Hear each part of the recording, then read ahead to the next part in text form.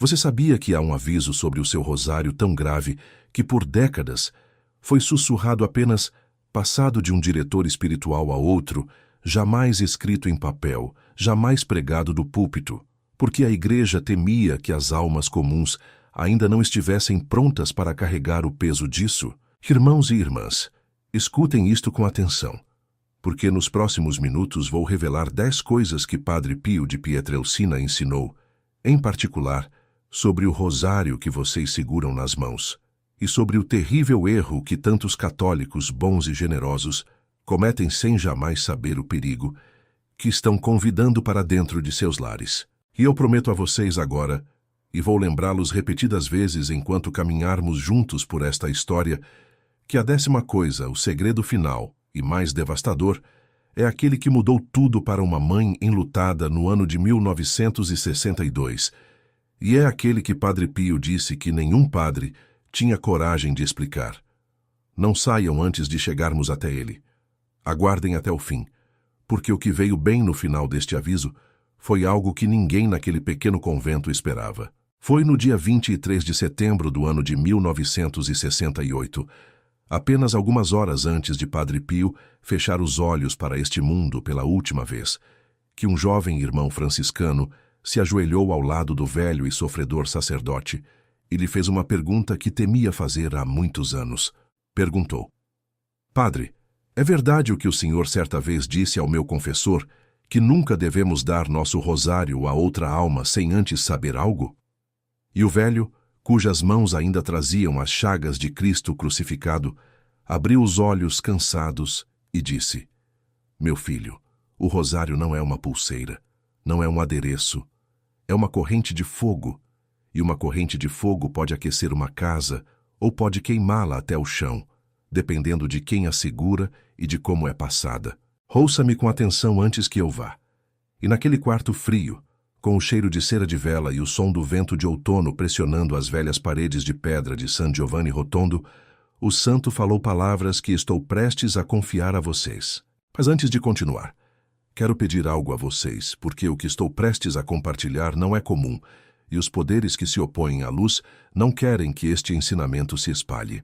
Se você já sentiu que suas orações estavam sendo bloqueadas, se já sentiu um peso em sua casa que não conseguia explicar, quero que pare agora mesmo e na seção de comentários abaixo escreva estas palavras exatas como uma oração de rendição. Padre Pio, envolva-me em seu manto e ensine-me a rezar. Escreva agora, porque quando você escreve essas palavras, não está digitando em uma tela, está plantando uma semente, e o Senhor vê cada semente plantada com fé. E mais que isso, peço que se inscreva neste canal e aperte o botão que mostra que você aprova esta mensagem, não por mim, pois nada sou, mas como um ato de caridade espiritual, para que o algoritmo deste mundo, que tantas vezes eleva o que é vazio e enterra o que é santo, seja forçado a levar este aviso a outra alma ferida, que neste exato momento está prestes a cometer o exato erro que estamos aqui para evitar. Um único clique seu pode ser a mão que puxa um estranho de volta do abismo. Faça isso como uma oferta. Agora, eu sei que alguns de vocês, ao ouvirem tudo isso, sentem uma sombra de dúvida. Vocês podem estar pensando: Padre, isso é superstição? É alguma invenção particular? Alguma crença popular vestida com roupas sagradas? E eu honro essa pergunta, porque um verdadeiro católico examina todo o espírito. Portanto, sejamos absolutamente claros, firmados na rocha sólida do ensinamento da Igreja. O rosário não é magia. As contas não estão carregadas com alguma força impessoal. Tudo o que eu vou lhes dizer flui diretamente do que a Igreja sempre sustentou sobre objetos sagrados, sobre a intenção e sobre o mundo espiritual que nos rodeia.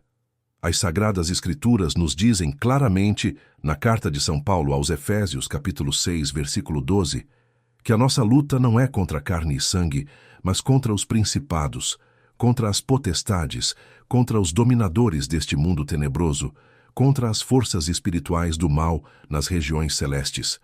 Essa é a palavra de Deus. E o Catecismo da Igreja Católica, no parágrafo número 1667, nos ensina sobre os sacramentais, sinais sagrados que nos preparam para receber a graça e nos dispõem a cooperar com ela. O rosário, abençoado por um padre, é precisamente um desses sinais sagrados. Não é nada. É algo. E porque é algo santo, deve ser tratado com santo entendimento. Esse é o coração inteiro do aviso do Padre Pio. Ele nunca nos pediu para temer.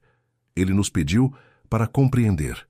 Portanto, comecemos com a primeira das 10 coisas e peço que recebam cada uma lentamente, porque cada uma é uma pedra no muro de proteção que estamos construindo ao redor da sua alma e da sua família neste dia.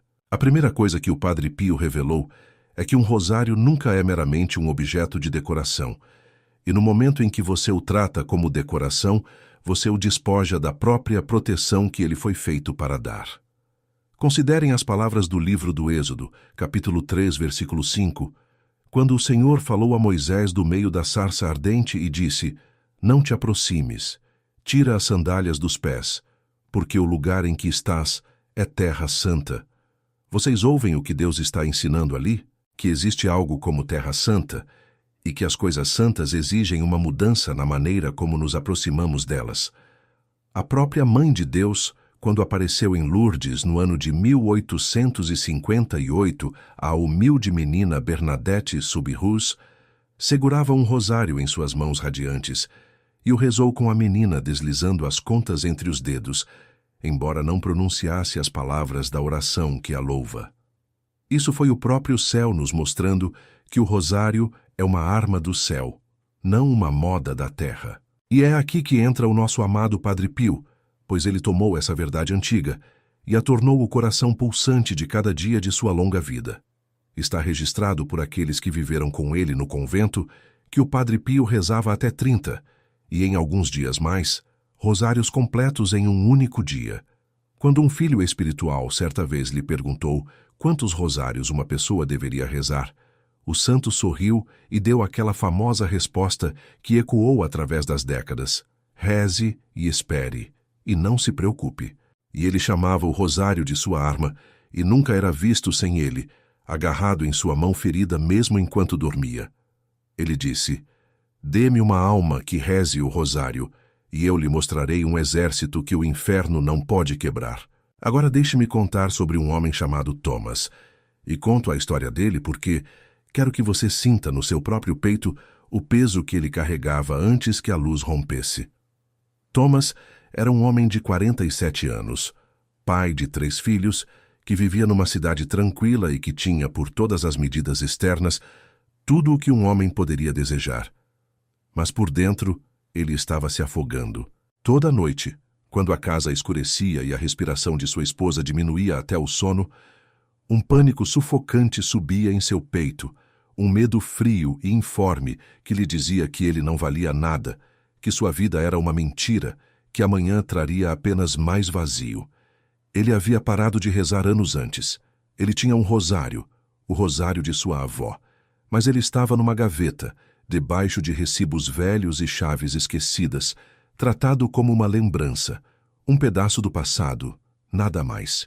Ele me contou depois, com lágrimas escorrendo por seu rosto cansado, que havia chegado ao ponto em que se sentava no carro na entrada de casa por 1 hora depois do trabalho, incapaz de entrar, incapaz de enfrentar o vazio de uma vida para a qual não via mais razão para viver.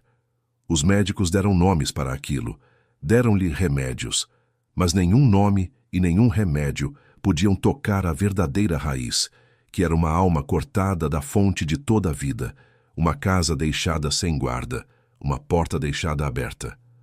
Esta era a escuridão antes da aurora. E quero que vocês que estão ouvindo, vocês que talvez reconheçam suas próprias noites sem sono, na história de Thomas, aguentem firme, porque a aurora está chegando, e ela veio para ele através do próprio ensinamento que estamos desdobrando agora. Thomas tirou o rosário de sua avó daquela gaveta numa noite em que ele havia genuinamente chegado ao fim. Ele não conhecia um único mistério. Ele não sabia a ordem das orações. Ele simplesmente segurou as contas contra o peito e sussurrou: ajuda-me. E naquele momento, ele disse depois, o pânico que o agarrava toda noite há 11 anos afrouxou só um pouco, como uma mão que estivera fechada em torno de sua garganta, abrindo um dedo. Esse foi o começo. Não um raio. Um único dedo se afrouxando. E a partir daquela noite, Thomas começou a aprender o que aquele rosário realmente era, e o que ele exigia, e o que ele podia dar. E é aqui que preciso fazer uma pausa e falar com você de forma muito direta, porque a história de Thomas é a história de uma alma que redescobriu uma arma que havia abandonado. Mas eis o que parte meu coração como pastor de almas. Muitos de vocês têm a arma, têm o rosário, mas ninguém jamais ensinou como o Padre Pio realmente o usava, dia após dia, hora após hora, para erguer um muro de proteção tão forte que demônios, ouvidos por testemunhas, bradavam de raiva diante de sua presença. O santo revelou a verdade de que o rosário é nosso escudo, mas fez mais do que revelá-la. Ele a transformou em um método diário, uma prática precisa e ordenada de proteção que qualquer alma, por mais quebrada, por mais sem treinamento, poderia seguir. E eis a parte mais dolorosa. Este mundo moderno nosso, com seu barulho, suas telas, sua agitação incessante, suas mentiras sussurradas que fluem para nossas mentes por meio de cada aparelho e a cada hora, este mundo ataca sua paz com uma ferocidade que nenhuma geração anterior jamais enfrentou. Sua avó precisava de um escudo. Você precisa de uma fortaleza. E as orações exatas, a ordem diária exata, as palavras precisas que o Padre Pio usava para se blindar contra as trevas, foram reunidas após longo e cuidadoso estudo de suas cartas e dos testemunhos de seus filhos espirituais, em um único guia chamado Os 21 Dias com o Padre Pio, o método secreto do santo para vencer batalhas espirituais e alcançar milagres. Não é um livro para ficar na estante. É um companheiro diário, um escudo espiritual por 21 manhãs e 21 noites, contendo as próprias orações de proteção que o santo rezava, para que você nunca mais esteja parado na escuridão, sussurrando, ajuda-me, sem saber a próxima palavra a dizer. Para aqueles que sentem o vazio que Thomas sentiu, fiz questão de que o link para ele esteja no comentário fixado abaixo desta mensagem, colocado ali calmamente, como uma mão estendida na escuridão, para quem estiver pronto para segurá-la. Continuemos agora para a segunda coisa, pois o aviso se aprofunda daqui em diante, e não me esqueci da minha promessa a vocês sobre o 10º e último segredo, aquele que uma mãe enlutada descobriu no ano de 1962, aquele que o Padre Pio disse que nenhum padre ousava ensinar. Estamos nos aproximando dele a cada palavra. A segunda coisa que o Padre Pio revelou é que quando você dá seu rosário a outra pessoa, não está meramente dando a ela contas e barbante. Você está, em um sentido espiritual, dando a ela algo que foi tocado por suas orações, saturado por suas intenções, desgastado pelos dedos da luta da sua própria alma. Pense na mulher do Evangelho de São Marcos, capítulo 5, versículo 28, que sofria de um fluxo de sangue há 12 longos anos e que disse dentro de si: se eu apenas tocar em suas vestes, serei curada. E ela tocou na orla do manto do Senhor, e poder saiu dele e ela foi curada. Você entende o princípio oculto aí? Que coisas santas podem carregar graça, que há uma transmissão, uma passagem de realidade espiritual através de matéria abençoada e sagrada. Esta é a verdade católica, confirmada pela Igreja por 2000 anos, a razão pela qual veneramos as relíquias dos santos, os ossos, os panos e os objetos tocados por vidas santas. Um rosário que você rezou por anos é, de uma forma pequena e humilde, um objeto encharcado da sua vida espiritual. E o Padre Pio alertou que entregar tal coisa descuidadamente a uma alma que não está disposta a recebê-la, que vive em rebelião aberta contra Deus, ou que está enredada no ocultismo, ou que zomba da fé, é colocar uma vela acesa em mãos que pretendem usá-la para iniciar um incêndio. O próprio Padre Pio distribuiu milhares de terços durante a sua vida, e este é o belo paradoxo que devemos compreender. Ele não era mesquinho com eles, entregava-os a soldados que iam para a guerra, a mães chorosas, a céticos e pecadores e moribundos. Mas, e aqui está todo o ponto, ele sempre o fazia com intenção, com uma oração, com um ato espiritual de entrega. Ele não simplesmente atirava as contas e se virava. Quando colocava 1/3 nas mãos de alguém, ele estava consagrando aquele presente, confiando àquela alma a proteção da bem-aventurada mãe, selando a transferência com a sua própria autoridade espiritual. A advertência nunca foi, não dê. A advertência nunca foi, dê cegamente. Nunca dê sem saber. Há uma diferença abissal, e essa diferença pode ser o que separa uma bênção de uma porta aberta. Deixe-me agora contar-lhe a terceira coisa, que decorre diretamente da segunda. Padre Pio ensinava que 1/3 nunca deve ser dado a alguém como forma de se eximir da própria responsabilidade espiritual. Existem pessoas, e talvez você as conheça, que dão objetos sagrados a outros como substituto para o difícil trabalho interior da conversão. Pensam, darei 1/3 ao meu irmão perturbado, e isso o consertará, e então não precisarei rezar por ele, não precisarei jejuar por ele, não precisarei chorar por ele diante do Senhor.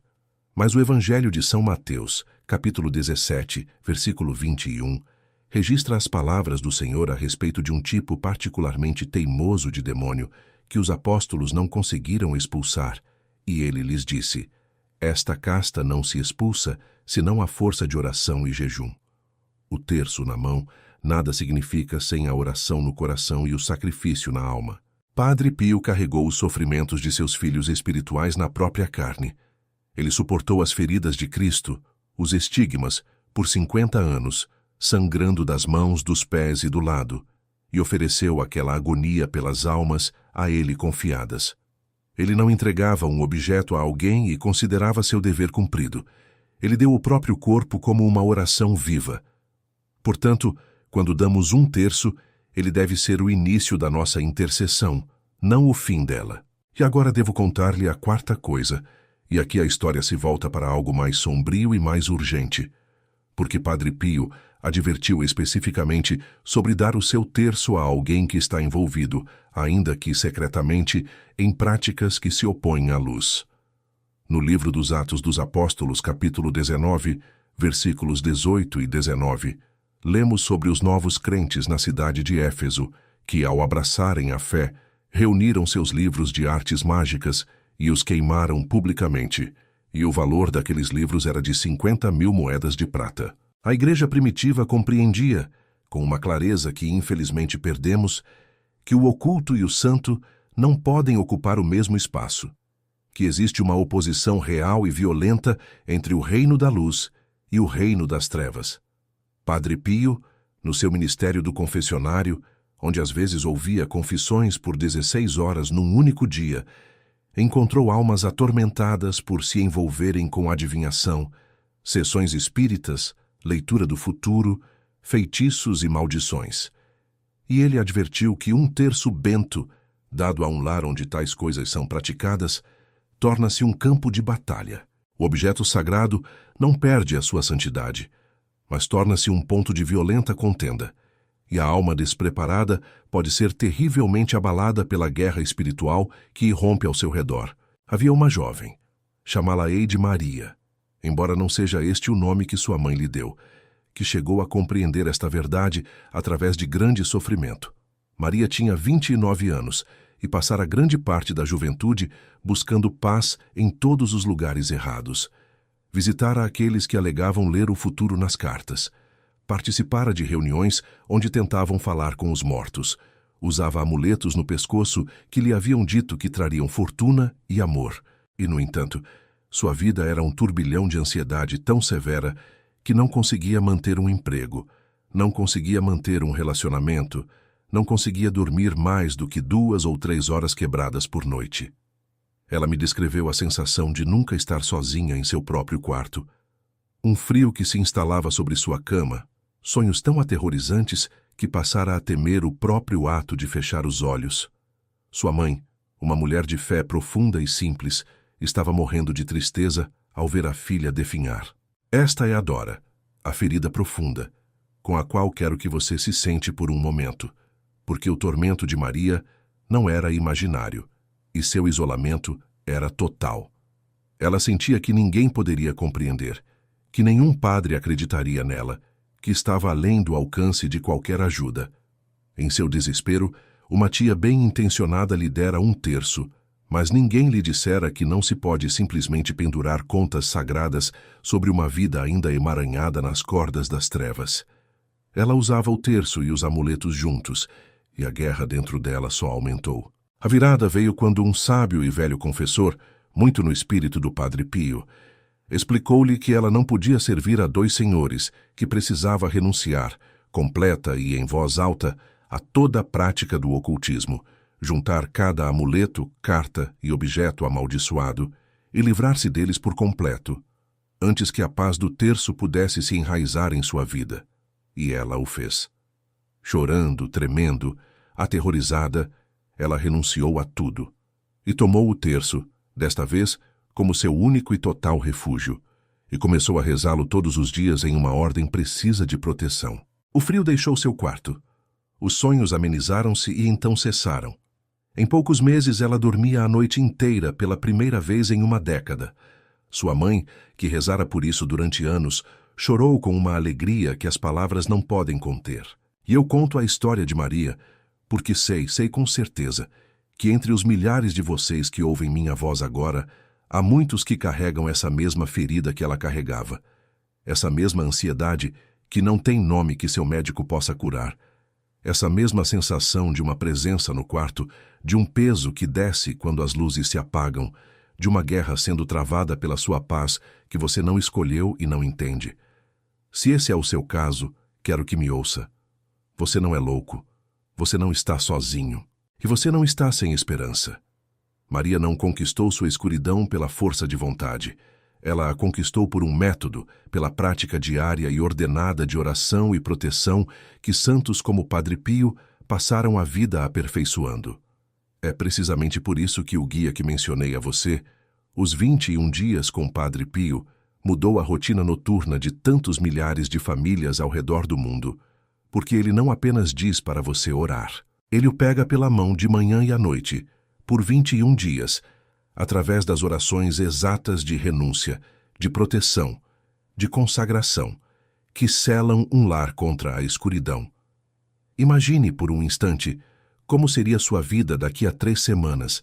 Imagine deitar a cabeça no travesseiro e sentir, em vez de pavor, uma paz cálida e total, uma certeza de que seu quarto está guardado, de que seu sono está protegido, de que você está envolto, como o Padre Pio prometeu a seus filhos, no manto da Mãe de Deus. Imagine acordar não com ansiedade, mas com uma força silenciosa.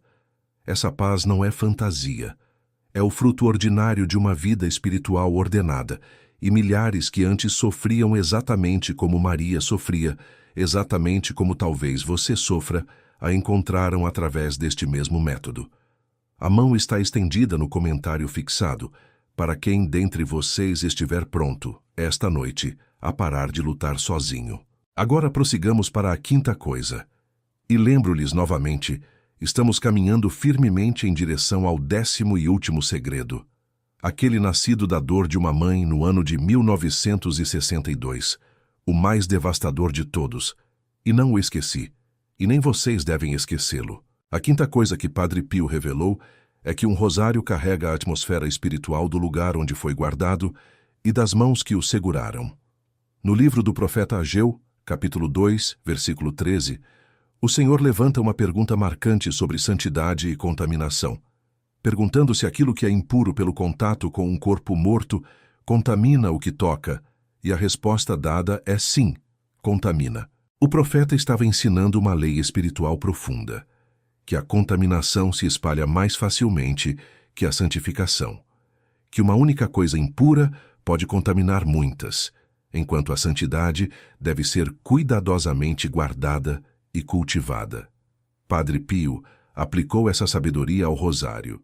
Ele aconselhou que um rosário deve ser guardado num lugar de honra, perto de onde você ora, e não jogado entre coisas mundanas e impuras. Ele advertiu contra receber como presente um rosário cuja origem você não conhece, um rosário comprado de fontes estranhas, ou recolhido de lugares imersos no ocultismo, ou manuseado por aqueles que o usaram para propósitos contrários à fé, Porque o objeto, sendo um sinal sagrado, se torna um ponto de contato espiritual, e você não traria conscientemente para sua casa uma coisa que foi usada como instrumento contra o próprio Deus a quem você serve. Isso não significa, irmãos e irmãs, que vocês devem viver com medo, examinando cada conta com suspeita. Não, não. O medo não é o Espírito de Deus, mas significa que vocês devem viver em consciência, em reverência, no entendimento de que o mundo espiritual é real e que as coisas sagradas devem ser honradas. Padre Pio vivia em paz perfeita, não por ignorar a guerra espiritual, mas porque estava armado para ela. Ele dormia com o rosário na mão, mantinha o sagrado por perto e ensinava seus filhos a transformar seus lares em pequenos santuários, onde objetos abençoados eram guardados com honra, onde a família se reunia em oração, onde as trevas não encontravam porta desguarnecida por onde entrar. A sexta coisa é esta, e eterna, e me comove toda vez que falo sobre ela. Padre Pio ensinava que o maior presente que se pode dar com um rosário não são as contas em si, mas o ensino de como rezá-lo. Ele dizia que dar um rosário sem ensinar a oração é como dar uma espada a uma criança que não sabe que ela é afiada. Quantos católicos, batizados e crismados, carregam um rosário no bolso ou penduram um no espelho do carro e, no entanto, nunca rezaram todos os mistérios, nunca aprenderam a meditar sobre a vida do Senhor e de sua mãe através dessas contas sagradas? O Evangelho de São João, capítulo 4, versículo 10, registra as palavras do Senhor à mulher junto ao poço. Se tu conhecesses o dom de Deus e quem é que te pede água, tu lhe pedirias, e ele te daria água viva. Se tu conhecesses o dom, grande parte de nossa pobreza espiritual vem de não conhecermos o dom que já temos em mãos. Toda a missão de Padre Pio foi ensinar as almas a rezar de verdade, a passar de murmurar palavras a encontrar Deus. Ele transformou o rosário de um hábito em uma tábua de salvação. E quero voltar agora a Tomás, o homem de 47 anos de quem lhes falei no começo, o homem que ficava paralisado na entrada de sua garagem, afogando-se num pânico que não tinha nome. Porque a história de Tomás não terminou naquela primeira noite em que sussurrou ajuda, nas contas do rosário de sua avó. O que aconteceu com Tomás ao longo do ano seguinte é a própria prova deste sexto ensinamento. Depois que o pânico afrouxou seu aperto naquela primeira noite, Tomás tomou uma decisão. Decidiu que não iria apenas segurar o rosário como um amuleto contra as trevas, como quem aperta um cobertor. Decidiu que aprenderia a rezá-lo de verdade, como Padre Pio o rezava, com meditação, com ordem, com todo o coração. Aprendeu os mistérios, aprendeu a caminhar, em sua imaginação e em sua oração, pelos momentos alegres da vida da Sagrada Família, pela agonia dolorosa do Senhor no jardim e na cruz, pelo triunfo glorioso da ressurreição. E lentamente, noite após noite, o homem que não conseguia entrar na própria casa tornou-se um homem que liderava sua família em oração. Seus filhos, que conheciam um pai paralisado e distante, passaram a conhecer um pai que os reunia todas as noites e rezava com eles. Sua esposa, que o vira desaparecer por 11 anos, viu-o retornar. E Tomás me disse, com uma luz nos olhos que nenhum remédio jamais lhe dera, que a diferença não era ter encontrado um objeto mágico. A diferença era que ele finalmente aprendera a usar a arma que sempre possuíra. Que essa não é a própria dor de tantas almas que me ouvem agora? Você tem o terço. Talvez tenha sido da sua avó. Talvez tenha sido dado na sua primeira comunhão. Talvez esteja pendurado agora mesmo ao alcance da mão. Mas ninguém nunca lhe ensinou a manejá-lo. Você é como Thomas paralisado na entrada da garagem, segurando a cura numa gaveta, sem conhecer seu poder. A pessoa que Thomas era, aquele homem ansioso, sem sono, paralisado, é a pessoa para quem este ensinamento foi feito. E é a pessoa que milhares descreveram para mim a partir de suas próprias vidas. Essa é a razão pela qual o guia chamado Os 21 Dias com o Padre Pio se espalhou de lar em lar, de família em família, por todos os continentes, de um modo silencioso e imparável. Porque ele faz exatamente o que o velho confessor fez por Maria, o que Thomas fez por si mesmo ao longo daquele ano transformador, mas o faz num caminho claro e ordenado de 21 dias. Ensina não apenas as orações, mas o modo como o Padre Pio as rezava, a disposição do coração, o ritmo diário de proteção matinal e consagração noturna. Famílias escrevem para dizer que seus filhos agora pedem para rezar à noite, que uma paz se estabeleceu sobre suas mesas de jantar e seus quartos, que as discussões e o peso se foram. Imagine a sua própria casa daqui a um mês, transformada não por algum evento dramático, mas pela construção silenciosa e fiel de uma fortaleza de oração, tijolo por tijolo, dia após dia. Essa é a herança que o Padre Pio queria deixar a toda a família católica, e o caminho para ela espera no comentário fixado para a alma que está pronta para recebê-la. Agora a sétima coisa, e aqui o aviso do Padre Pio assume um tom de grande seriedade. Ele ensinou que você nunca deve dar o seu terço a alguém num espírito de orgulho, como uma maneira de parecer santo, como uma exibição de piedade diante dos outros. O próprio Senhor advertiu severamente no Evangelho de São Mateus, capítulo 6, versículo 1.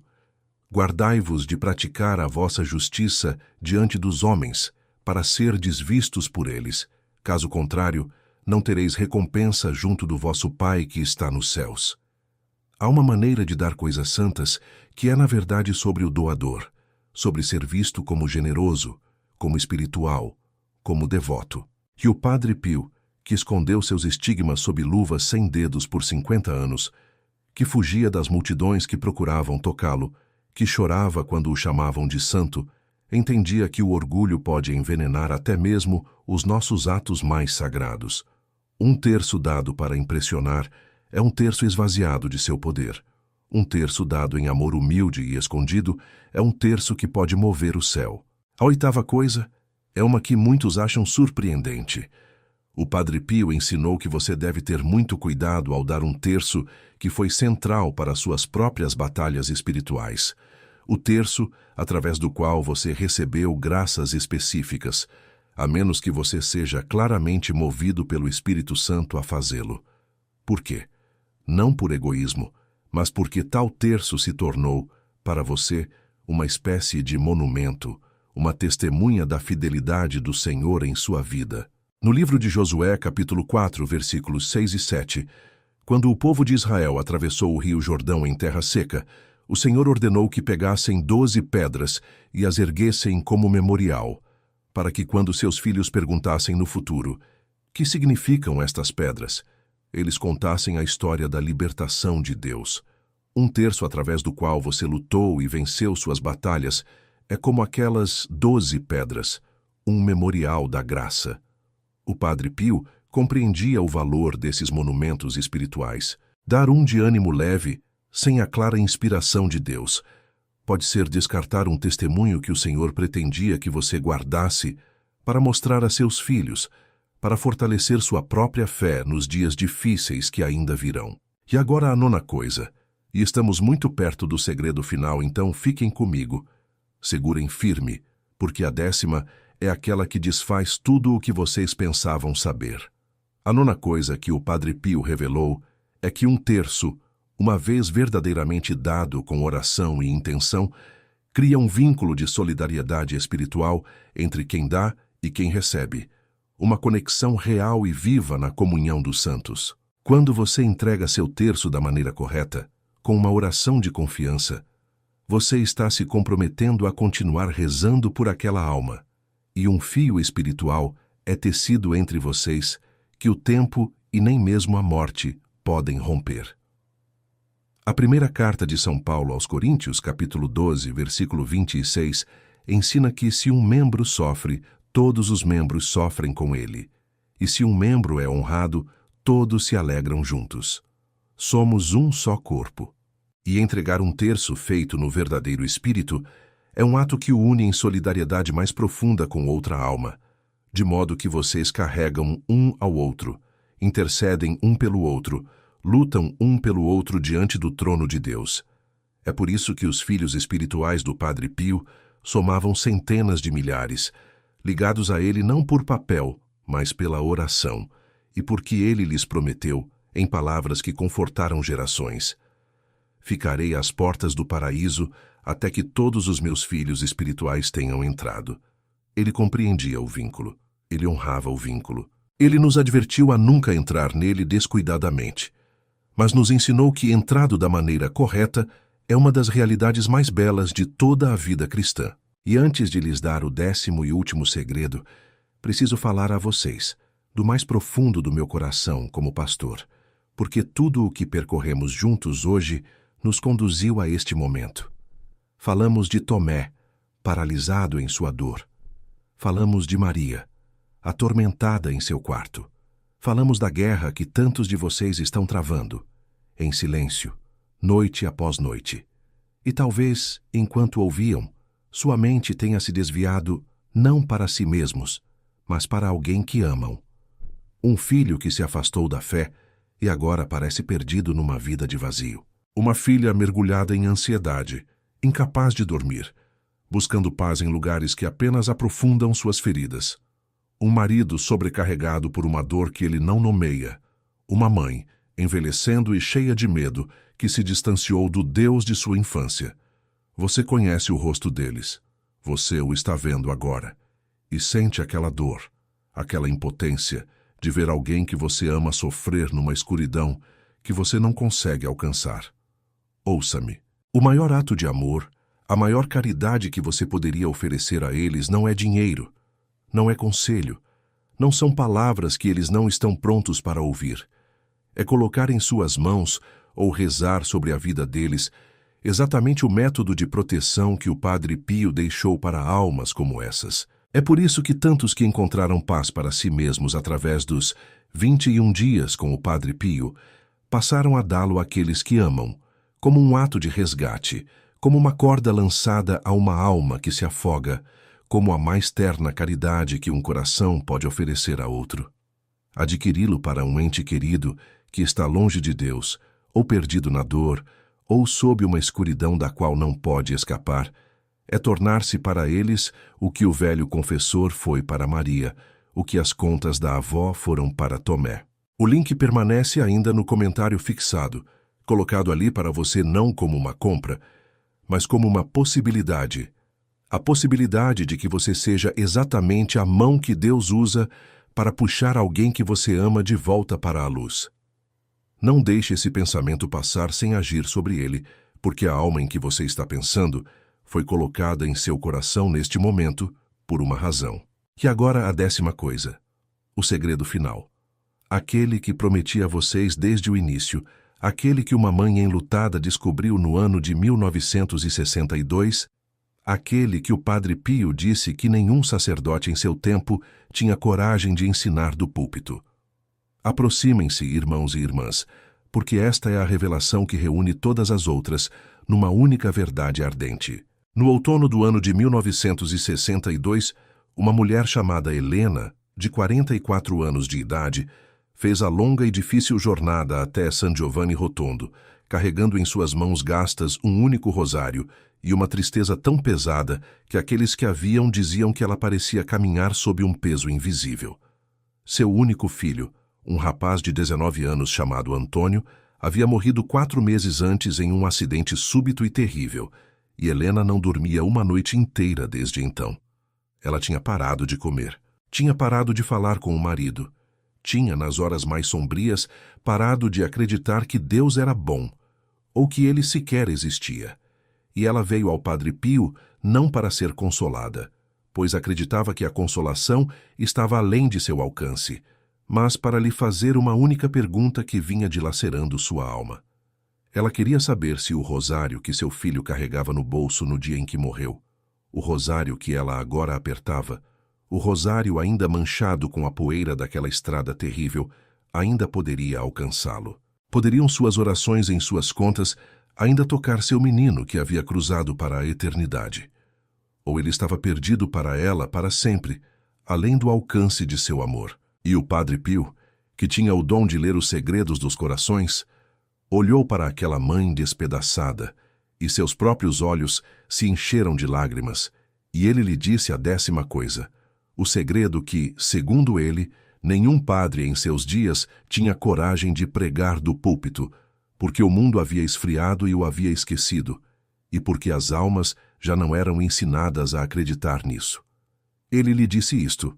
Ele disse: minha filha, o rosário é a única corrente que a morte não pode quebrar. Quando você reza sobre as contas que seu filho carregava, você não está rezando para um túmulo vazio. Você está lançando uma corda sobre o abismo que separa os vivos dos mortos, e pela misericórdia de Deus e pelo poder da Mãe, essa corda o alcança. O rosário é a ponte sobre a qual os vivos carregam os mortos rumo ao paraíso. É por isso que você nunca deve dar seu rosário descuidadamente e nunca abandoná-lo, pois ele não é apenas um escudo para esta vida. É uma linha de vida que se estende além da sepultura. Cada conta que você reza por seu Antônio é um passo que ele dá mais perto da luz. Você não o perdeu. Você ainda é, mesmo agora, a mãe dele, e você ainda está, mesmo agora, lutando pela alma dele. E aqui, irmãos e irmãs, está a parte que desfez tudo o que Helena pensava que sabia. A parte que Padre Pio pressionou em seu coração com uma urgência feroz e santa. Ele lhe disse que a maior tragédia não é que as almas morram, pois todos nós devemos morrer. A maior tragédia é que os vivos param de rezar pelos mortos, que abandonam seus entes queridos ao silêncio, que tratam o rosário como uma lembrança para ser colocada num caixão ou pendurada numa parede, em vez de como a arma viva que ele continua sendo, capaz de alcançar através da própria eternidade. Ele lhe disse que havia almas no purgatório, esperando, sedentas, esticando-se em direção à luz, cujas próprias mães e pais e filhos tinham parado de rezar por elas, tinham desistido, tinham deixado as contas emudecerem. E ele chorou enquanto dizia isso. Este homem marcado com as feridas de Cristo, porque podia vê-las, podia ver as almas esperando por uma oração que nunca chegava. Você entende agora por que este foi o mais devastador dos 10 segredos? Porque ele vira de cabeça para baixo tudo o que você achava que sabia sobre o rosário. Ele significa que as contas na sua gaveta não são uma lembrança de alguém que se foi. Elas são uma linha telefônica ainda aberta, ainda zumbindo, ainda capaz de levar sua voz até a pessoa que você ama do outro lado da morte. Significa que o luto que você carrega por uma mãe, um pai, um filho, um cônjuge que partiu, esse luto pode ser transformado, ainda esta noite, em ação, em resgate, em um amor que não apenas pranteia, mas luta. Helena entrou naquele convento como uma mulher enterrada viva em sua tristeza. Saiu de lá uma guerreira, foi para casa, e todos os dias pelo resto de sua longa vida, rezou o rosário sobre as contas manchadas de seu filho e contou a todos que quisessem ouvir que não estava rezando para uma memória, estava trabalhando por uma alma e que um dia, tinha certeza, veria seu Antônio na luz. E ele lhe diria que foram suas orações, suas contas fiéis, que o trouxeram para casa. E preciso contar a vocês o que aconteceu com Helena 11 anos depois, pois a história não termina na porta do convento. No ano de 1973, a própria Helena estava morrendo, já uma senhora idosa, rodeada pela família. E em suas horas finais, aqueles ao lado de seu leito relataram que seu rosto, que estivera contraído de dor, subitamente se suavizou em uma expressão de espanto e alegria avassaladora, e ela ergueu a mão frágil em direção ao canto do quarto e disse uma única palavra: Antônio. E sorriu. O primeiro sorriso completo que sua filha vira no rosto da mãe em 11 longos anos, e fechou os olhos e passou para os braços de Deus. Os presentes não tiveram dúvida do que ela vira. O filho que ela carregara através da ponte do rosário viera, por fim, para carregar sua mãe de volta.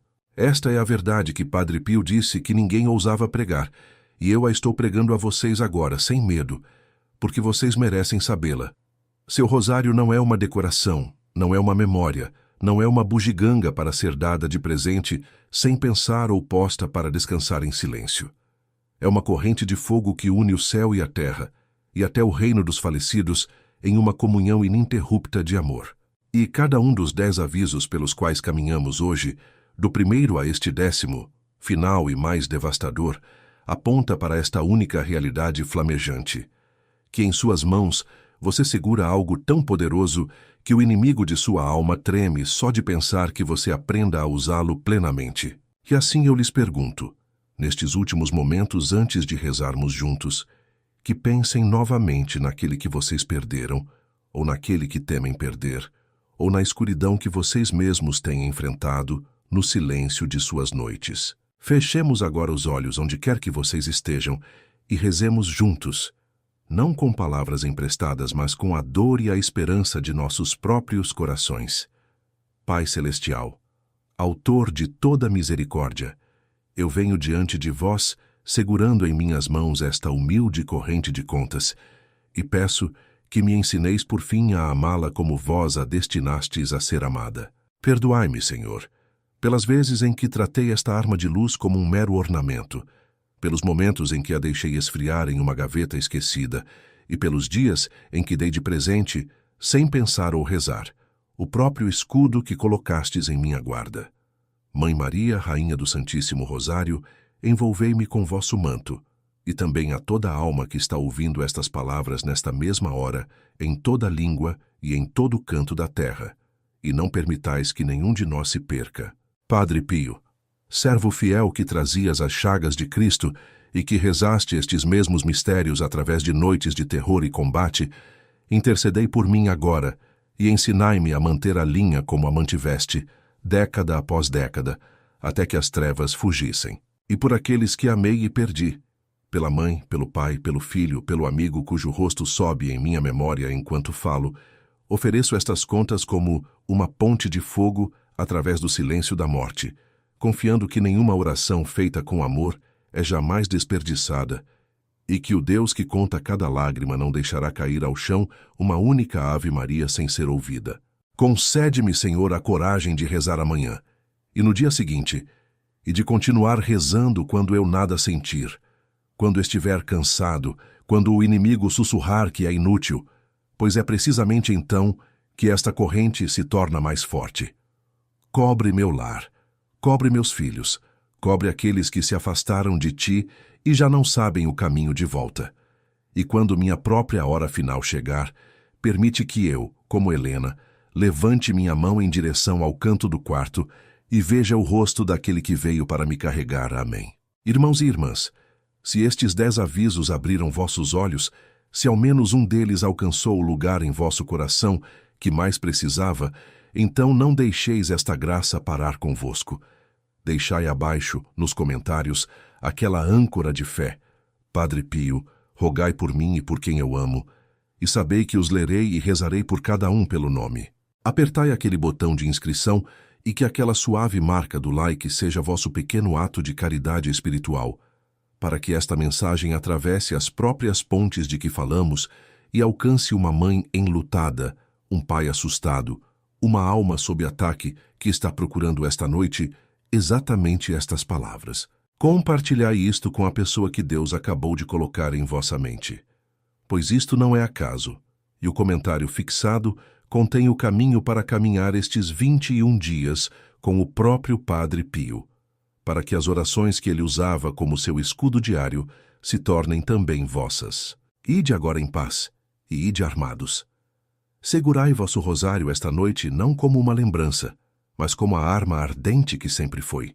E lembrai-vos da verdade que o inimigo de vossa alma rezou para que nunca ouvisseis, que em vossas próprias mãos carregais um poder diante do qual o próprio inferno treme.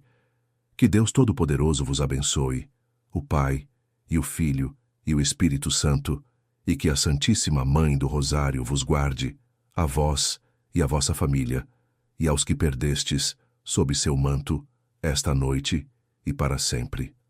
Amém. E eu vos vejo na próxima revelação, onde um segredo ainda maior do que este espera para ser contado. Você sabia que o próprio sonho que você teve ontem à noite, aquele em que um ente querido, que já partiu deste mundo, apareceu diante de você, pode não ter sido um disparo aleatório de sua mente cansada, mas sim uma porta aberta silenciosamente pelo próprio céu. Ouçam com atenção isto, irmãos e irmãs, porque nos próximos minutos vou revelar a vocês 10 verdades sagradas sobre por que os falecidos nos visitam durante o sono, verdades que a Igreja guardou por séculos dentro dos escritos de seus místicos e de seus santos. Verdades que muito poucos padres hoje ousam ensinar abertamente, porque tocam o véu fino e trêmulo que separa os vivos dos mortos. E a 10ª verdade, o segredo final e mais devastador de todos, é aquele que o próprio Padre Pio de Pietrelcina confidenciou apenas a seus filhos espirituais mais próximos, aquele que explica o que seu ente querido está verdadeiramente tentando lhe dizer quando vem até você no silêncio da noite. Fique comigo até o fim, porque se você for embora antes daquela revelação final, perderá a coisa mais importante de todas que você poderia jamais compreender sobre as almas que perdeu. Houve uma noite, no pequeno convento de San Giovanni Rotondo, no ano de 1918, em que um jovem frade com feridas nas mãos que não fechavam, feridas que sangravam e ardiam e permaneceriam abertas por 50 anos, levantou-se de sua cama estreita encharcado em um suor frio. As paredes de pedra de sua cela estavam úmidas do frio da montanha, o tipo de frio que penetra até os ossos e faz a chama da única vela tremer contra a escuridão. Do lado de fora, o vento movia-se entre as antigas oliveiras da Puglia com um som baixo e lúgubre, como uma voz que desejasse falar, mas não encontrasse as palavras. E naquele silêncio frio e santo, Padre Pio não estava sozinho. Ele mais tarde confessaria em voz baixa, e apenas aqueles em quem confiava, que as almas dos mortos vinham a ele constantemente, que percorriam os corredores de seu convento, que se ajoelhavam ao seu lado no altar, e que muitas delas vinham a ele precisamente na fronteira do sono, naquele lugar frágil, onde a alma do vivente afrouxa seu aperto sobre o corpo e se torna, por algumas poucas horas, mais capaz de perceber o mundo que jaz pouco além de nossa visão. Ele disse algo que abalou os frades que o ouviram. Ele disse, escutem bem, que os mortos estão muito mais próximos de nós do que imaginamos, e que Deus, em sua infinita misericórdia, às vezes permite que eles alcancem através daquele véu por uma razão acima de todas as outras. E essa razão, essa única razão ardente, é o que quero desvelar para vocês esta noite, camada por camada, verdade por verdade. Mas antes de eu prosseguir, quero que você faça algo.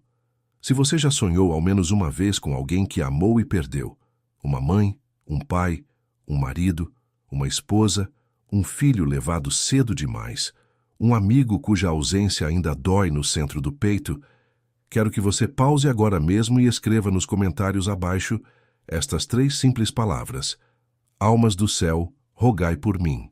Não passe por isso com pressa.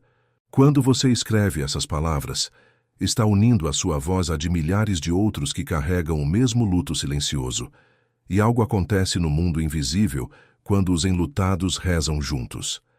São Padre Pio ensinou que nenhuma oração oferecida pelos mortos e nenhuma oração pedindo sua intercessão é jamais perdida, que cada uma delas sobe como incenso diante do trono de Deus. Então escreva essas palavras: almas do céu, rogai por mim. E que este seja o seu primeiro pequeno ato de amor esta noite. E se esta mensagem alcançar a ferida que você tem carregado, peço-lhe, como um ato de pura caridade espiritual, que siga este canal e dê o seu apoio a este ensinamento. Não por mim, mas para que a mensagem possa ir mais longe, para que encontre alguma outra alma que esta noite está acordada, chorando no escuro, perguntando-se se aquele que perdeu está em paz. O seu simples gesto pode ser exatamente aquilo que leva consolo a um estranho que você jamais conhecerá. Isto, irmãos e irmãs, é o que significa amar o próximo. Agora, eu sei o que alguns de vocês estão pensando. Vocês se perguntam, é verdadeiramente católico falar dos mortos nos visitando em sonhos? Isso não seria superstição, não seria algo proibido? E eu quero responder a essa pergunta com a clareza e a autoridade da própria Igreja, porque tudo o que estou prestes a ensinar repousa sobre a rocha firme da Sagrada Escritura e do Catecismo da Igreja Católica, e não sobre a areia movediça da invenção humana. Abram as Sagradas Escrituras e vocês encontrarão repetidamente que Deus fala ao seu povo através dos sonhos. No Evangelho de São Mateus, no primeiro capítulo, foi através de um sonho que o anjo do Senhor veio a São José e lhe disse para não ter medo de tomar Maria como sua esposa. Foi através de um sonho que José foi avisado para fugir para o Egito, a fim de salvar o menino Jesus da espada de Herodes. No livro do Gênesis, Deus falou ao patriarca Jacó em um sonho, e Jacó contemplou uma escada apoiada na terra, cujo topo tocava o céu, e os anjos de Deus subiam e desciam por ela. E quando Jacó despertou, tremeu e disse: Na verdade, o Senhor está neste lugar e eu não sabia. Esta é a casa de Deus, e esta é a porta do céu. A porta do céu, irmãos e irmãs. Isto é o que um sonho santo pode se tornar. Uma porta, um limiar. Um lugar onde o terreno e o eterno se tocam por um instante fugaz. E o Catecismo da Igreja Católica nos confirma a grande e consoladora doutrina da comunhão dos santos. Nos parágrafos de número 954 a 959, a Igreja ensina com clareza inconfundível que os laços de amor entre nós e as almas dos mortos não são rompidos pela morte, que permanecemos unidos num só corpo, a Igreja do Céu, a Igreja das almas sofredoras no purgatório e a Igreja aqui na terra, que ainda luta o bom combate. O Catecismo nos diz claramente que nossa comunhão com os mortos não é de modo algum interrompida, que, ao contrário, é fortalecida pelo intercâmbio de bens espirituais. Compreendeis o que isso significa? Significa que o amor não para à beira do túmulo. Significa que aqueles que perdeste não se foram para o nada, que não estão silenciosos, que não estão além do teu alcance. Significa que o próprio amor que sentes por eles nesta noite é um cordão vivo que ainda ata tua alma a deles através do abismo da morte. Portanto, quando os falecidos vêm a ti num sonho, isso não é, como o mundo te diria, meramente um desvio do luto e da memória. Pode ser, e com frequência é, um movimento genuíno dentro daquela comunhão dos santos, um toque real de amor permitido pela misericórdia de Deus Todo-Poderoso.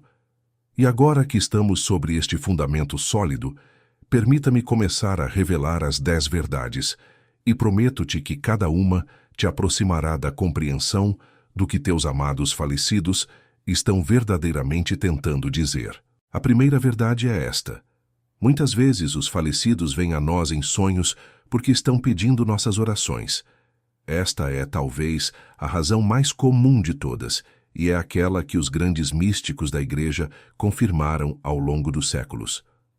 Santa Perpétua, a jovem mártir que morreu na arena no ano 203, escreveu em seu diário na prisão sobre um sonho em que viu seu irmãozinho Dinocrates, que havia morrido quando criança, de pé num lugar de sombra e calor, sedento e incapaz de alcançar a água que o refrescaria. E Perpétua compreendeu de imediato que seu irmão estava sofrendo, que estava num estado de purificação, e que Deus lhe estava mostrando aquele sonho para que ela orasse por ele. Então ela orou, dia e noite, com lágrimas e com jejum, e então lhe foi concedido um segundo sonho, no qual ela viu o mesmo menino, agora limpo, bem vestido, refrescado, bebendo livremente da água, seu rosto radiante de paz. Suas orações o haviam alcançado. Seu amor havia atravessado o véu e o elevado para a luz. Este é o testemunho antigo da Igreja, que as almas no purgatório podem e de fato nos alcançam, que anseiam por nossas orações como um homem morrendo de sede anseia por água fresca, e que o sonho é uma das maneiras mais suaves que Deus permite para que eles batam à porta de nossos corações.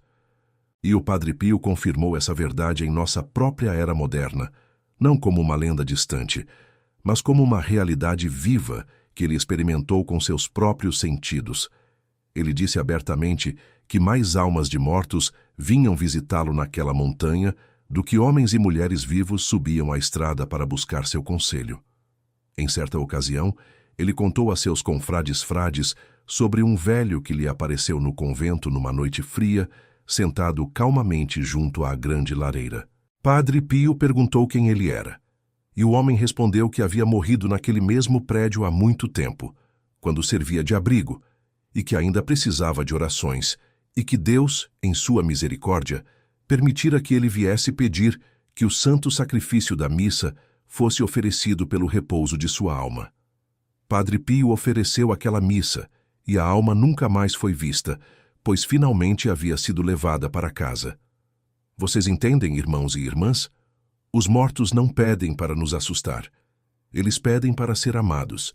Eles pedem para ser lembrados diante do altar de Deus. E quando sua avó, seu pai, seu filho aparecer a você num sonho, com um olhar de saudade no rosto, pode muito bem ser que estejam pedindo a você, na única língua agora disponível para eles, que ore, que mande celebrar uma missa, que os eleve mais um degrau em direção à luz eterna.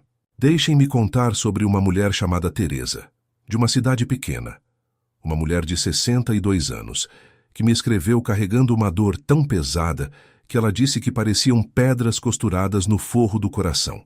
O marido dela, a quem amara por 40 anos, morrera de repente, sem aviso, sem chance de se despedir, sem os últimos sacramentos, e isso a atormentava além de qualquer palavra. Era uma mulher que fizera tudo certo aos olhos do mundo, criara os filhos, cuidara da casa, ia à missa aos domingos. Mas nos meses após a morte do marido, ela começou a se desfazer. Não conseguia dormir. Ficava acordada no vazio imenso da cama dos dois, ouvindo o tic-tac do relógio que ele dava corda toda a noite durante 4 décadas, e o silêncio onde antes estava a respiração dele era tão absoluto que parecia afogamento. Ela me disse que a pior parte, a parte que a fazia acordar gritando, era não saber se ele tinha conseguido, não saber se o homem que ela amava estava na luz ou perdido na escuridão. Disse que ficava na janela da cozinha às 3 da manhã, a hora mais fria e solitária da noite, e pressionava a testa contra o vidro frio e implorava a Deus por um sinal, apenas um, de que seu Antônio estava a salvo. E o céu, por muitos e longos meses, parecia totalmente silencioso. Ela começou a acreditar que Deus tinha virado o rosto para longe dela, que suas orações estavam batendo num teto de ferro e caindo mortas no chão. Isso, irmãos e irmãs, é um tipo particular de agonia. A agonia da alma enlutada que teme não apenas que o amado se foi, mas que o amado pode estar sofrendo e que não há nada, absolutamente nada, que ela possa fazer. E então, numa noite exausta, tendo chorado até não lhe restar mais lágrimas, Teresa caiu num sono profundo e sonhou. Ela viu o marido de pé aos pés da cama, mas ele não estava como nos meses finais, magro, grisalho e desgastado pela doença. Ele estava jovem outra vez, ereto, vestido com roupas de um brilho estranho e suave, e seu rosto carregava uma expressão que ela não via há anos, uma expressão de profunda paz. Ele não falava com os lábios, mas ela o compreendia no coração com tanta clareza, como se ele tivesse gritado. Ele lhe disse: "Reze por mim e não chores, pois estou quase em casa." E então ele se foi. E ela acordou, e pela primeira vez em meses não estava gritando e não estava se afogando. Ela chorava, sim, mas eram lágrimas diferentes, lágrimas quentes, as lágrimas de uma alma que foi tocada por algo real. Ela se levantou da cama e fez o que gerações de católicos fiéis antes dela haviam feito. Foi até sua paróquia e providenciou para que o santo sacrifício da missa fosse oferecido pela alma de seu marido. E começou a rezar por ele todos os dias, com o rosário, com as orações pelos fiéis defuntos. E lentamente, irmãos e irmãs, as pedras costuradas em seu coração começaram a se dissolver. Agora aqui é onde devo contar algo que mudou tudo para Teresa, e pode muito bem mudar tudo para você. Porque Teresa fez o que tantos de nós fazem. Ela rezou, mas rezou sem um plano, sem um método, espalhando suas orações como uma mulher jogando sementes sobre a pedra, na esperança de que algo criasse raízes. E é aqui que o grande dom de Padre Pio entra na história. Porque o santo do título e os místicos antigos nos revelaram a verdade de que os mortos podem ser ajudados e que eles nos alcançam. Mas foi Padre Pio, em nosso próprio mundo moderno, que pegou aquela verdade antiga e a forjou num método prático, numa disciplina diária, num escudo de orações específicas, oferecidas numa ordem específica ao longo de um período específico de dias, que poderia elevar uma alma sofredora e, ao mesmo tempo, envolver de proteção os vivos que as rezavam. Padre Pio compreendia, melhor do que quase qualquer um na história da Igreja, que a alma moderna está sob um tipo de cerco que nossos avós nunca conheceram. Ele sabia que vivemos cercados por ruído, por ansiedade, por uma guerra espiritual que nos agride no instante em que acordamos e nos segue até nossos sonhos. E assim, ele ensinou a seus filhos espirituais não meramente a rezar, mas a construir uma fortaleza diária de oração, de manhã e à noite. Um ritmo de proteção e intercessão que nunca deixasse um único dia passar sem defesa. Eram precisamente essas orações, as mesmas que o próprio Padre Pio usava e ensinava, organizadas numa jornada de 21 dias que foram reunidas e preservadas numa obra chamada The 21 Days with Padre Pio, The Saint's Secret Method to Win Spiritual Battles and Achieve Miracles. E eu as menciono a você agora, neste momento da nossa história, não para lhe vender nada, mas porque seria uma falha de amor da minha parte revelar que um método existe e depois esconder de você onde ele pode ser encontrado. Quando Teresa começou a seguir aquele caminho estruturado de oração, o próprio método concebido por Padre Pio, oferecendo as intercessões específicas de cada dia pela alma do marido e as proteções específicas de cada dia para a sua própria, a mudança nela não foi gradual, foi profunda. Os sonhos continuaram por um tempo, e então veio um último sonho, no qual Antônio apareceu para ela uma última vez, radiante, inteiro. E desta vez, ele não pediu orações. Desta vez ele simplesmente sorriu para ela, com uma ternura insuportável, e ela entendeu que ele havia cruzado completamente para a luz, que suas orações o haviam levado para casa.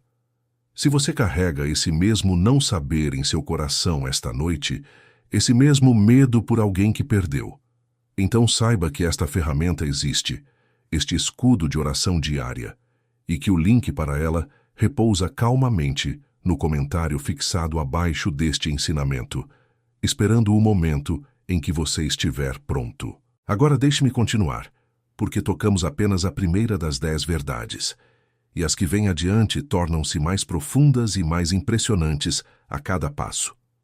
A segunda verdade é esta: às vezes, os falecidos vêm a nós em sonhos, não para pedir nossas orações, mas para nos trazer consolo, para nos dizer com uma certeza que as palavras jamais poderiam carregar que eles chegaram em segurança a outra margem. Santo Agostinho, um dos maiores doutores da Igreja, escreveu com pungente ternura sobre a morte de sua própria mãe, Santa Mônica, aquela mulher heróica que chorou e orou pela conversão de seu filho desgarrado ao longo de tantos anos que suas lágrimas, nas palavras de um santo bispo, não poderiam ser perdidas. Depois que Mônica morreu, Agostinho sofreu com uma dor tão crua que se envergonhava dela, e ainda assim não conseguia detê-la. Mas com o tempo ele passou a compreender que sua mãe, agora entre os bem-aventurados, não o abandonara, que ela ainda velava por ele, que o amor que o perseguira por todos os seus anos de andanças não fora enterrado na sepultura dela, mas a acompanhara na eternidade, e se voltara para ele mais poderoso do que nunca. Este é o consolo da comunhão dos santos. O amor dos mortos por nós não diminui. Ele é purificado. Ele é libertado. E às vezes Deus permite que esse amor purificado nos alcance num sonho, para que possamos saber, além de qualquer dúvida, que não estamos sozinhos, que ainda somos sustentados, ainda vigiados, ainda amados por aqueles que pensávamos ter perdido. Padre Pio também falou sobre essa consolação, e aqui preciso compartilhar com vocês algo que ele disse e que sempre perfurou meu coração.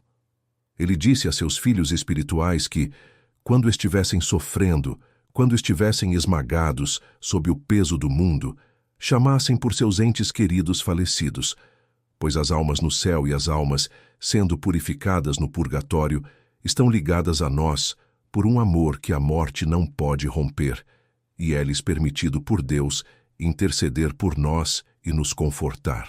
Ele disse: e quero que vocês ouçam estas palavras com atenção, que o véu entre este mundo e o próximo é muito mais fino do que supomos, e que os mortos que nos amaram em vida ainda nos amam, e muitas vezes de forma mais pura, porque na eternidade o amor é despojado de todo o egoísmo e tornado perfeito.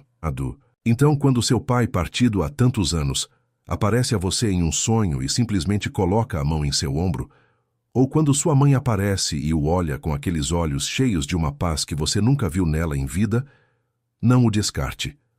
Pode ser que Deus, em sua ternura, tenha permitido que eles cruzem o véu fino por um momento para lhe dizer que estão bem, que estão em casa e que estão esperando por você.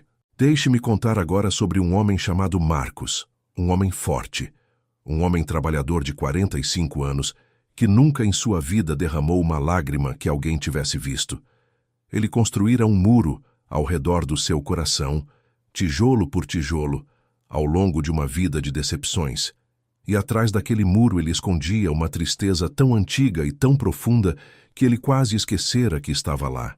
Quando Marcos tinha apenas 9 anos, seu pai morrera, de repente, de uma falência do coração, e o menino ficara ao lado do túmulo, de olhos secos e rígido, porque alguém lhe dissera que ele agora era o homem da casa, e que homens não choram. E assim ele não chorara, nem naquela época, nem em nenhum momento nos 36 anos que se seguiram. Mas a tristeza não desapareceu. Ela foi para o subsolo, infeccionou e se transformou em raiva, e a raiva se transformou em uma frieza que lentamente envenenou todos os relacionamentos em sua vida. Seu casamento tornou-se frágil. Seus próprios filhos passaram a ter medo de seus silêncios, e Marcos, nas horas mortas da noite, ficava acordado com um vazio no peito que não conseguia nomear nem preencher, uma fome por um pai que mal conseguia lembrar, um ferimento de 36 anos que nunca uma vez fora permitido cicatrizar, porque nunca uma vez fora permitido sangrar. E então, no aniversário da morte de seu pai, Marcos teve um sonho. Sonhou que era um menino novamente, de 9 anos, pequeno e assustado, e que estava parado na porta de entrada de sua casa de infância, e seu pai estava lá, sentado na velha cadeira perto da janela, exatamente como Marcos o lembrara ao longo de todos aqueles anos. E seu pai levantou o olhar, e sorriu, e abriu os braços, e o menino que não chorara em 36 anos correu pela sala e se jogou naqueles braços, e chorou, chorou como nunca lhe fora permitido chorar, chorou toda a tristeza de uma vida. E seu pai o abraçou, e acariciou seu cabelo e disse apenas isto: "Eu nunca te deixei, meu filho. Estive com você o tempo todo, e estou tão orgulhoso do homem em que você se tornou." Quando Marcos acordou, seu travesseiro estava encharcado de lágrimas reais, e algo dentro dele, um muro de 36 anos de construção, havia se desfeito em pó. Ele chorou por 3 dias, e no 4º dia, pela primeira vez em sua vida adulta, Marcos se sentiu leve. A frieza havia saído dele. Ele foi até sua esposa e a abraçou. Ele foi até seus filhos e pediu o perdão deles. A tristeza que o envenenara por 36 anos finalmente fora curada, em uma única noite, por um pai estendendo a mão através do véu para segurar seu menino assustado mais uma vez. Agora quero que note algo sobre Marcos e sobre Teresa, porque há um padrão aqui que você não pode ignorar. Em ambas as histórias deles, o sonho não foi o fim. O sonho foi o começo. O sonho foi a porta escancarada, mas foi o que eles fizeram depois. A oração, os sacramentos, a conversão de toda a alma de volta para Deus, que trouxe a verdadeira e duradoura cura. E isso é o que tanta gente entende errado. Eles recebem um sonho belo, um momento de graça, e depois o deixam escorrer por entre os dedos como água, e em uma semana já retornaram à mesma ansiedade, à mesma insônia, ao mesmo medo, porque não souberam construir sobre a graça que receberam. É exatamente essa tragédia que Padre Pio passou a vida inteira tentando evitar. Ele sabia que um momento de consolo, por mais belo que seja, não é o suficiente para sustentar uma alma em meio à longa guerra espiritual de uma vida. Ele sabia que o cristão moderno precisa não é de um único toque de graça, mas de uma disciplina diária de proteção, um ritmo de oração que guarde a alma ao amanhecer e a proteja novamente ao entardecer, para que a paz recebida em um momento sagrado não seja roubada logo no dia seguinte pelas ansiedades do mundo. E eu tenho visto isso acontecer, irmãos e irmãs, na vida de milhares e milhares de famílias que adotaram aquele método diário, a jornada de 21 dias de oração que Padre Pio projetou. Recebi cartas mais do que jamais poderia contar, de mães que me disseram que antes de começarem, suas casas eram lugares de tensão e pavor, de filhos que não conseguiam dormir e casamentos desgastados pela preocupação, e que depois que começaram a rezar aquelas orações específicas cada manhã ao acordar e cada noite antes de dormir, uma paz desceu sobre seus lares que elas não conheciam há anos. Uma mulher me escreveu e disse que, pela primeira vez em uma década, estava dormindo a noite inteira. E que, quando acordava de manhã, seu primeiro sentimento não era mais ansiedade, mas gratidão. Outra escreveu que seu marido, um homem que há anos vinha se perdendo nas trevas e no desespero, havia se juntado a ela nas orações, e que a luz tinha lentamente voltado aos olhos dele. Quero que imagine isso por um instante. Quero que se imagine daqui a algumas semanas, deitado à noite não com o coração acelerado e a mente cheia de medo, mas com a paz profunda e estabelecida de uma alma que sabe que está protegida, acordando de manhã envolto na certeza de que você e todos que ama estão cobertos pelo mesmo escudo de oração que o próprio Padre Pio usava. Isso não é fantasia. Esse é o fruto ordinário de um método extraordinário, e milhares de famílias estão vivendo dentro dessa paz agora mesmo. Se a história de Teresa sobre o não saber tocou algo em você, se você reconheceu sua própria ansiedade insônia dela, então entenda que a mesma ferramenta que trouxe paz a ela está disponível para você, reunida naquela obra chamada The 21 Days with Padre Pio, descansando no comentário fixado, pronta para o dia em que você decidir que já sofreu nas trevas por tempo suficiente. Permitam-me passar agora para a terceira verdade, e peço que prestem atenção, porque aqui começamos a tocar em assuntos que exigem discernimento e cuidado.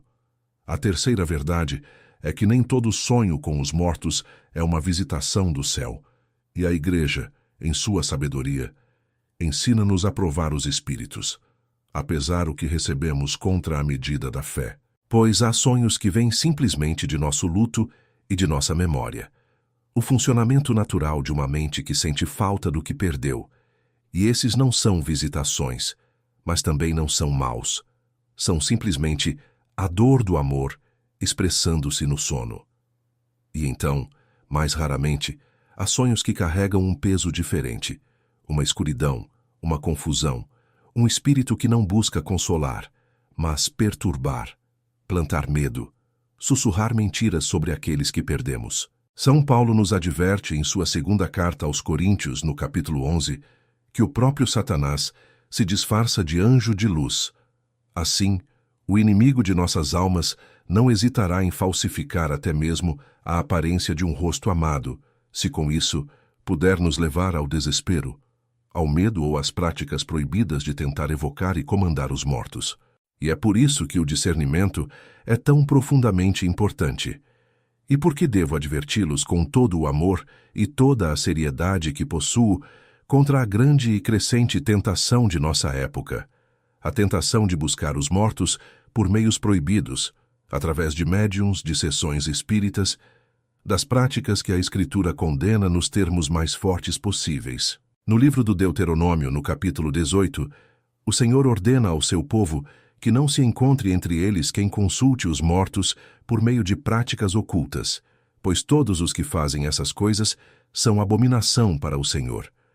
O Catecismo da Igreja Católica, na seção numerada 2116, reafirma este ensinamento com total clareza, condenando toda forma de adivinhação e evocação de espíritos. E por que a Igreja proíbe isso tão severamente?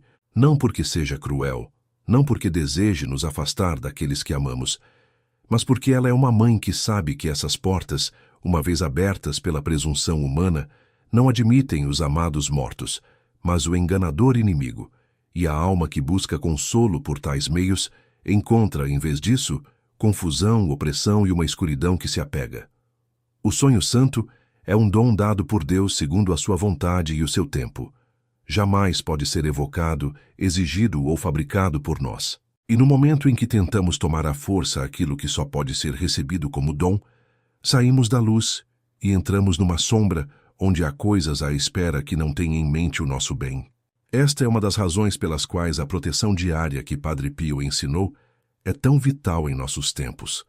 Porque a alma moderna, faminta por contato com os falecidos, está sendo puxada em 1000 direções para essas práticas proibidas e perigosas.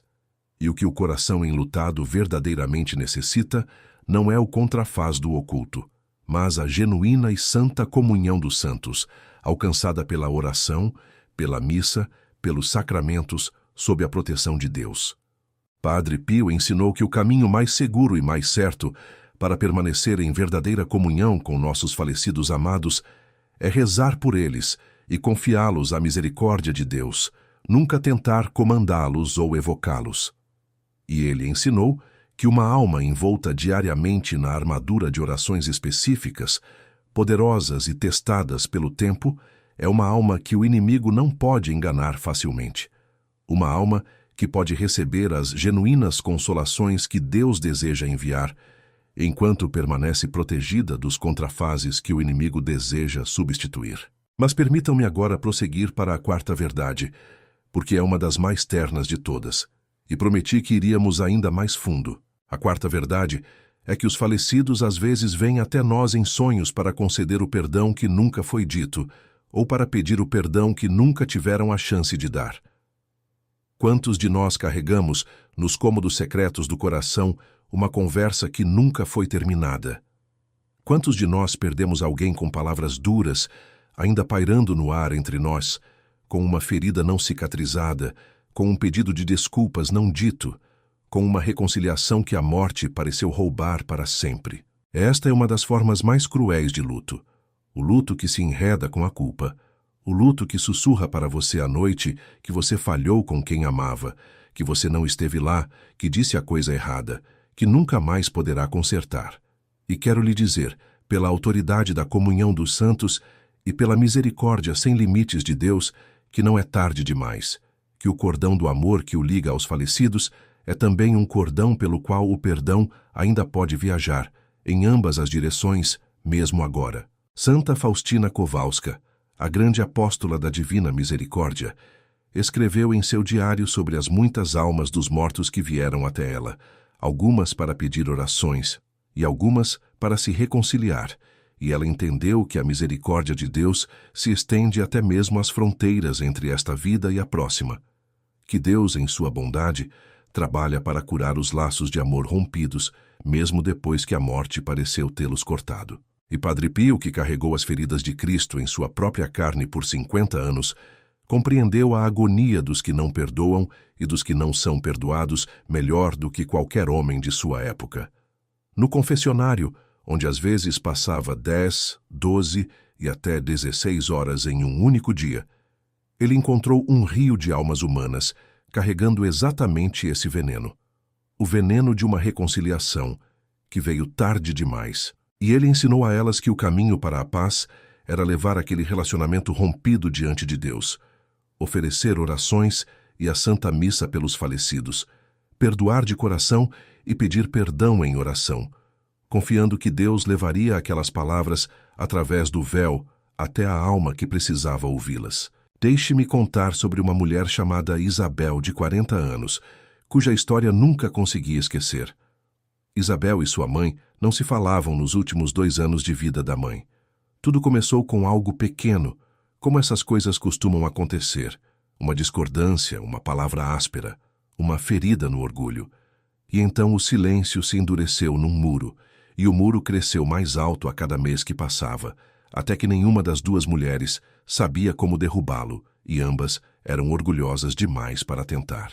E então sua mãe adoeceu, repentina e gravemente, e antes que Isabel pudesse chegar ao hospital, antes que pudesse dizer as palavras que finalmente começara a querer dizer, sua mãe se foi. Isabel chegou e encontrou apenas o corpo imóvel e silencioso da mulher que lhe dera a vida e as palavras que ela carregava. Me desculpe, eu te perdoo, eu te amo, morreram não ditas em sua garganta. E a partir daquele dia, Isabel viveu sob um peso esmagador de culpa que ninguém conseguia levantar. Ela me contou que ficava acordada à noite e ouvia repetidamente a última coisa cruel que dissera à sua mãe, e que tinha certeza, absoluta certeza, de que sua mãe morrera acreditando que a própria filha a odiava. Ela parou de comer.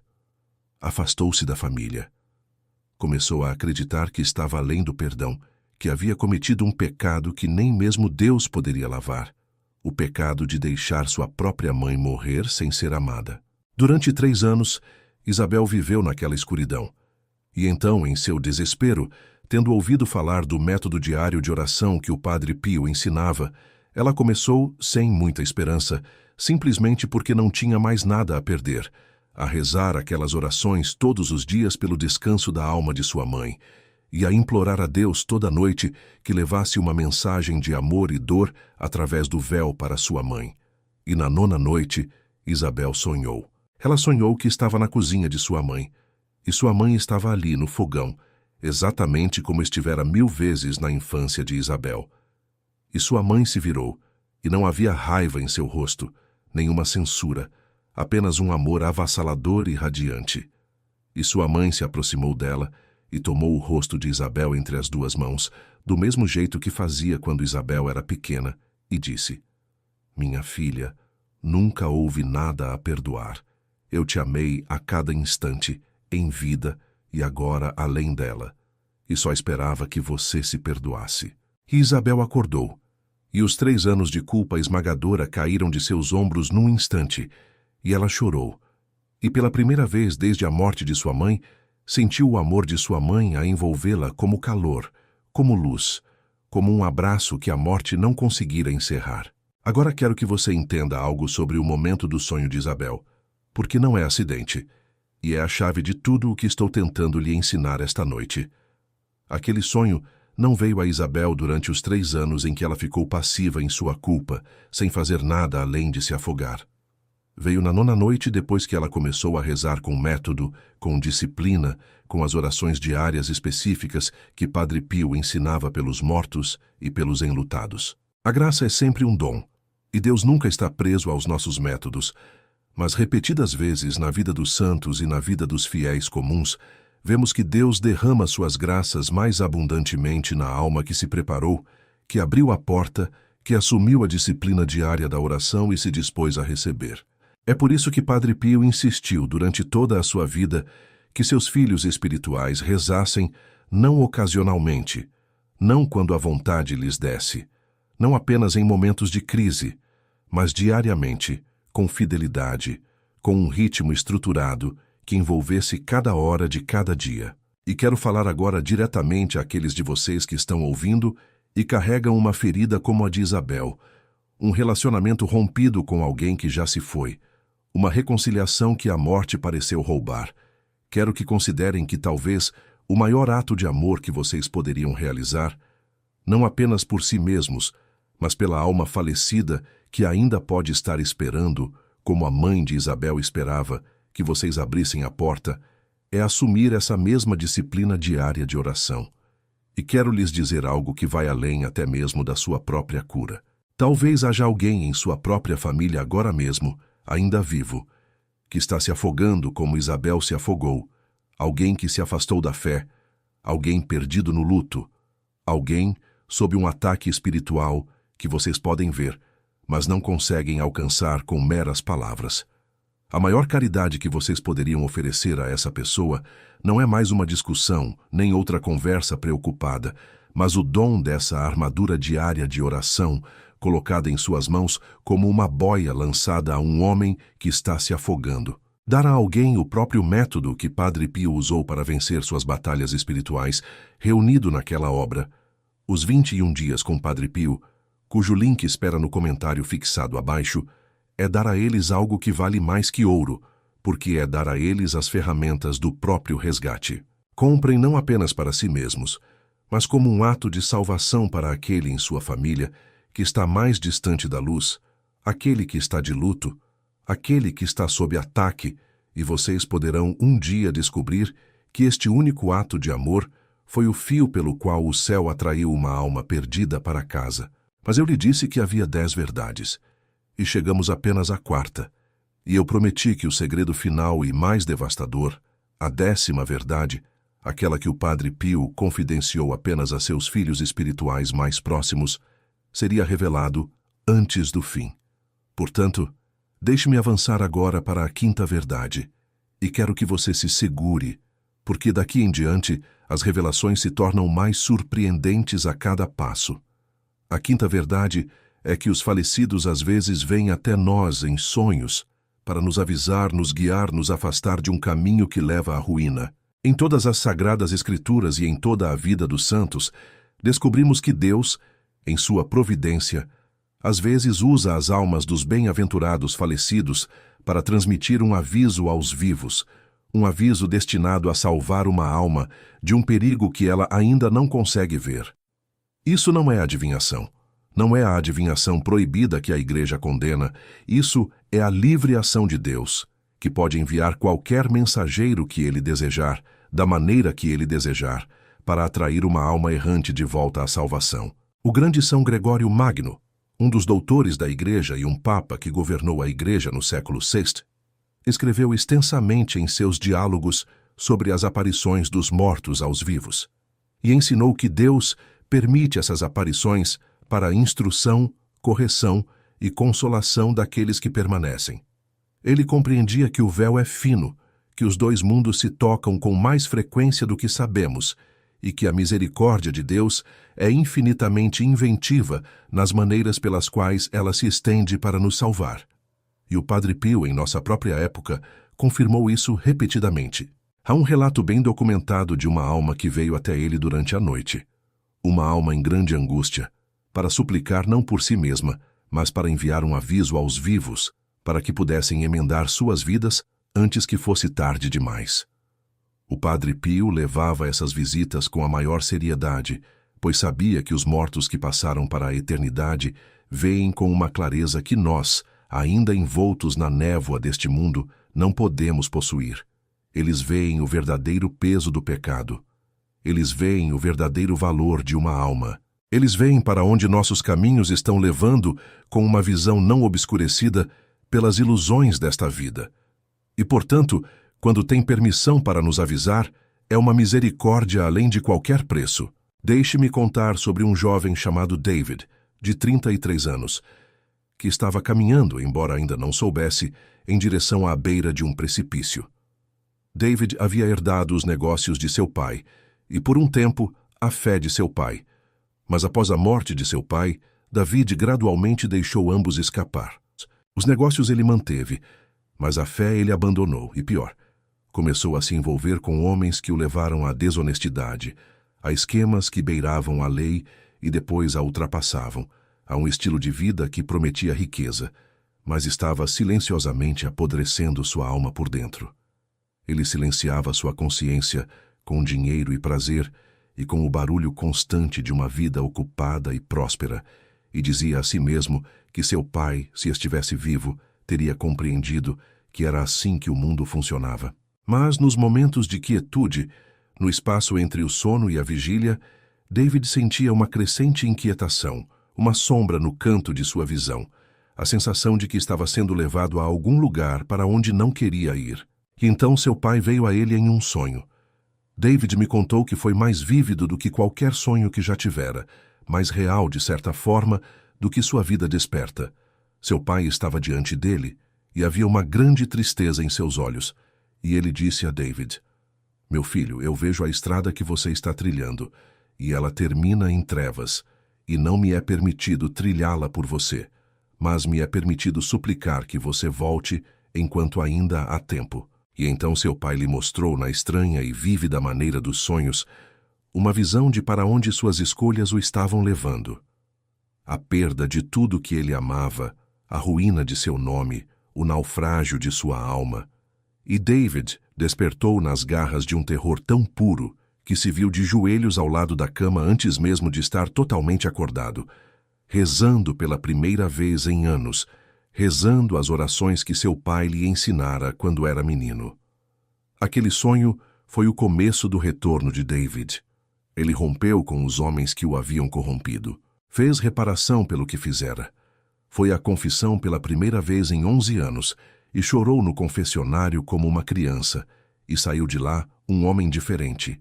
E ele me disse que tinha certeza, absoluta certeza, de que seu pai, de além do véu, havia estendido a mão através do abismo da morte para arrancar seu único filho do fogo. Agora quero fazer uma pausa aqui na quinta verdade e reunir o que vimos, porque um padrão está surgindo, tão consistente que não pode ser acidente, e não quero que vocês o percam. Em cada uma dessas histórias, Teresa e seu marido, Marcos e seu pai, Isabel e sua mãe, David e seu pai, o sonho veio, e o sonho era real, e o sonho era graça, mas o sonho sozinho não completou a obra. O que completou a obra, todas as vezes, foi a oração, os sacramentos, o voltar-se diário da alma para Deus. O sonho é a batida na porta, mas você ainda precisa se levantar, atravessar o quarto, abri-la e deixar a graça entrar e habitar. E a grande tragédia que testemunhei ao longo de todos os meus anos é a alma que ouve a batida, que recebe o belo e santo sonho, e então se vira e volta a dormir, e deixa a graça se desvanecer como a névoa da manhã, e dentro de um mês está de volta na mesma escuridão, tendo perdido a coisa preciosa que o céu tentou dar. Esta é a razão, irmãos e irmãs, pela qual continuo retornando ao método que Padre Pio nos deixou, porque um método é precisamente a coisa que transforma uma graça passageira em uma transformação duradoura. Um método é a disciplina que o mantém se levantando, atravessando o quarto e abrindo a porta, dia após dia, para que a graça não se desvaneça, mas se aprofunde, para que a paz não escape, mas crie raízes e cresça. E a sexta verdade que estou prestes a revelar mostrará exatamente por que essa disciplina diária não é um luxo, mas uma necessidade. Porque a alma que não constrói uma fortaleza diária de oração é uma alma perigosamente exposta em um mundo que se torna mais escuro a cada hora. Porque a sexta verdade toca a realidade da guerra espiritual. E a coisa espantosa que Padre Pio revelou sobre o que o inimigo de nossas almas mais teme e sobre por que as horas da noite, as próprias horas em que sonhamos, são as horas em que a batalha por nossas almas é mais ferozmente travada. E assim chegamos ao coração daquela sexta e última verdade, o segredo mais devastador de todos, aquele que prometi a você logo no início de nosso tempo juntos, e guardei até este momento sagrado, porque agora sua alma está pronta para recebê-lo.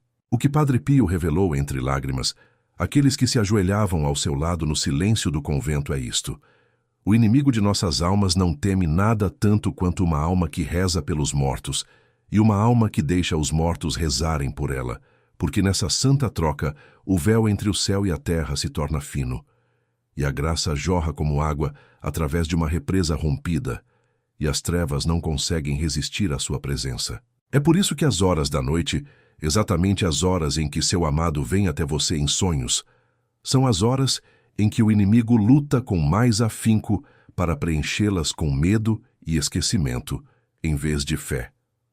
E a alma que constrói a fortaleza diária, a alma que se levanta e atravessa o quarto e abre a porta, torna-se uma fortaleza que as trevas não podem violar. É por isso que você sonha com aquele que partiu. Não é acaso, não é mero luto, é o céu batendo, e a batida é um convite para que você se torne o tipo de alma que mantém a porta para sempre aberta. Então ouçam-me agora, irmãos e irmãs, com toda a ternura de um pai que deseja vê-los a salvo. Não deixem esta graça se desvanecer como a névoa da manhã.